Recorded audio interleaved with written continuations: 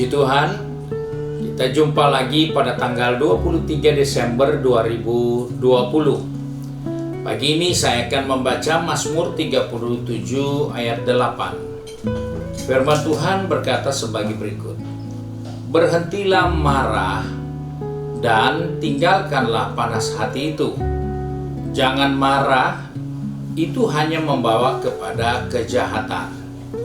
Saudara yang dikasihi Tuhan, nasihat firman Tuhan kepada saya dan saudara, kita bisa marah tetapi jangan berlangsung terus. Karena itu dikatakan oleh pemazmur, berhentilah marah. Dia tidak melarang kita untuk jangan marah atau tidak boleh marah, tetapi dia katakan berhentilah marah. Maksudnya marah pada tempatnya, jangan sampai marah yang mengendalikan seluruh kehidupan kita. Karena ketika amarah menguasai kehidupan kita, maka pemazmur katakan itu akan membawa kita kepada kejahatan. Kita tahu Yesus di saat-saat terakhir hidupnya, dia masuk ke dalam rumah Tuhan dan menemukan kondisi di dalam rumah Tuhan orang berjual beli. Sebab itu dia marah. Kenapa rumah itu dibuat menjadi sarang penyamut? Dan akhirnya Yesus membuat cemeti dan mencambuk orang-orang yang berjual beli di dalam rumah Tuhan. Namun dia tidak perlu marah terus. Dia selesaikan semua itu untuk memperbaiki bahwa rumah Tuhan jangan dijadikan tempat berjualan. Nah, kita melihat bahwa kemarahan harus dapat dikendalikan dari kehidupan kita.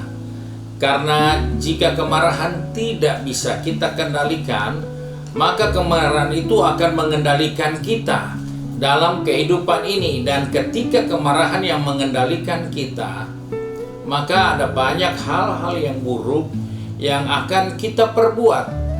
Karena itu buku Mazmur pasal yang ke-37 ayat 8 berkata seperti ini.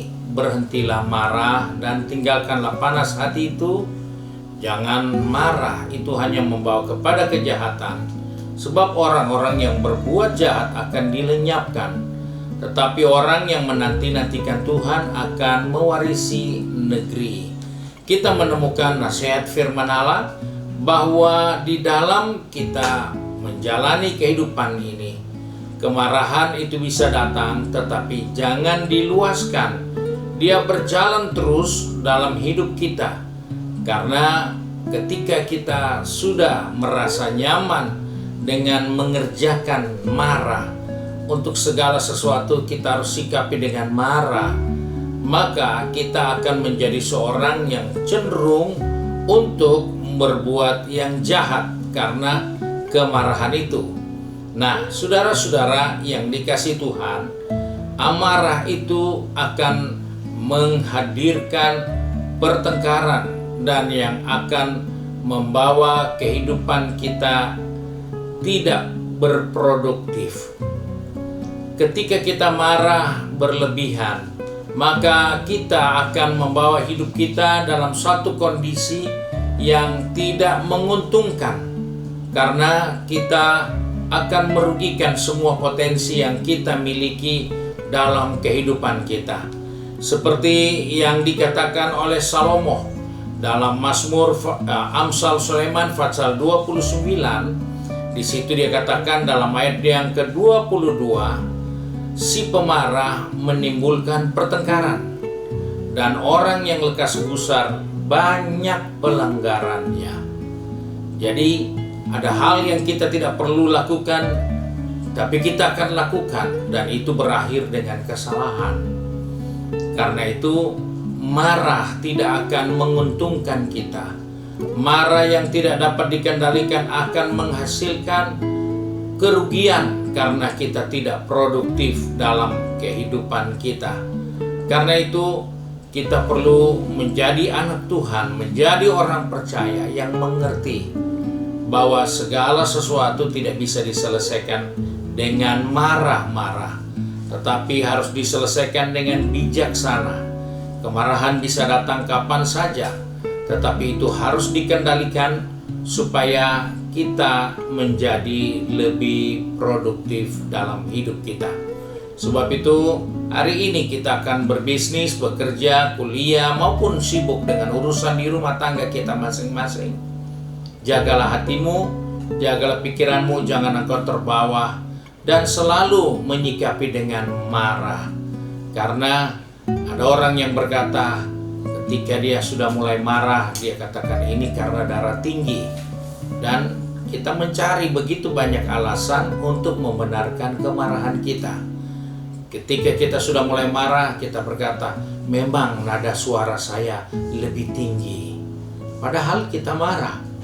Dan akhirnya kita merubah hidup yang baik. Kita merubah tatanan hidup yang benar dengan suka marah. Sebab itu mari hari yang baru ini kita diingatkan, kita tidak perlu menyelesaikan persoalan dengan marah. Kita tidak perlu cepat marah dalam menghadapi segala sesuatu, tapi kendalikanlah amarahmu untuk sesuatu kebaikan yang ada di depan kita. Mari kita satu di dalam doa. Kembali kami datang kepada Bapa di surga. Kami mengucap syukur karena Engkau kembali mengingatkan kepada kami bahwa dalam hidup ini ada hal-hal yang bisa merusak semua potensi kami.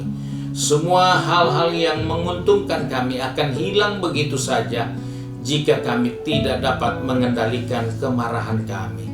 Sebab itu Tuhan, tolong kami sepanjang hari ini, baik yang akan pergi bekerja, berbisnis, berkuliah, maupun yang tinggal di rumah dengan kesibukan rumah tangga masing-masing.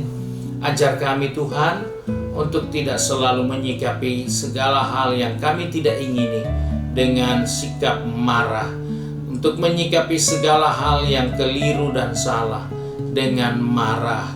Karena kami tahu melalui firman Tuhan, kemarahan akan menghadirkan pertengkaran dan kemarahan akan menghadirkan kehancuran bagi kami sendiri. Sebab itu Tuhan, tolong kami Tuhan sepanjang hari ini. Pegang tangan kami, tetapkan langkah kaki kami, untuk kami selalu mengingat apa yang menjadi kehendak Tuhan, rencana Tuhan dalam kehidupan kami sepanjang hari ini. Terima kasih Bapa untuk berkat-Mu. Kami bersyukur di dalam nama Tuhan Yesus Kristus, Juru Selamat kami, majikan kami yang baik dan setia. Haleluya. Amin. Puji Tuhan, saudara yang dikasihi Tuhan, biarlah kita selalu bisa mengikuti renungan firman Allah setiap pagi jam 9 pagi. Dan bagi saudara yang belum subscribe, silahkan subscribe supaya saudara bisa mengikutinya dengan rutin. Tuhan Yesus memberkati.